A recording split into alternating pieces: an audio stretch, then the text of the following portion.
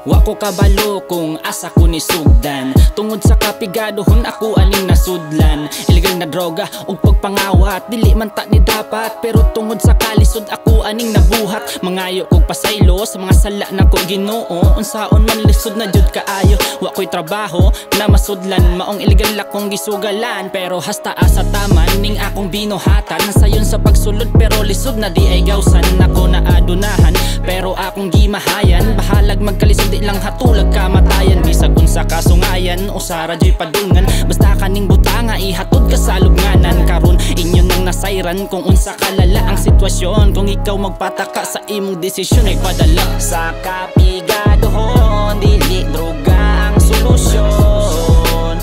Maong pataka sa imong mga desisyon, ay padala sa mga temptation. Isang sa banang situation, ay padala sa milala na sitwasyon, dili droga ang solusyon. Ang kapigadohon ayaw buhata nga rason para musod aning butanga, dili maayo. Dili man ta perpekto pero ay paapekto sa mga problemang gidala. Maayo ka na tawo, di pa ulahi para magbago. Salig sa Ginoo, tiyang pagtuo sa taas. Sa kapigadohon ikaw nga kalingkawas, kung unsa man kakaron di na permanente imong sitwasyon. Ay kawala sa paglaom, maut man ang dagom human sa ulan. Mahayag na kaugmaon, huna-hunaa ikaw kadala sa imong kaugalingon. Sa emosyon ay paulipon kana usa ka ilusyon, lakaw sa saktong direksyon. Pangita ang rason sa kalibutan nga daghang tentasyon, tarunga imong desisyon. Kay sa kapigadohon, dili droga ang solusyon.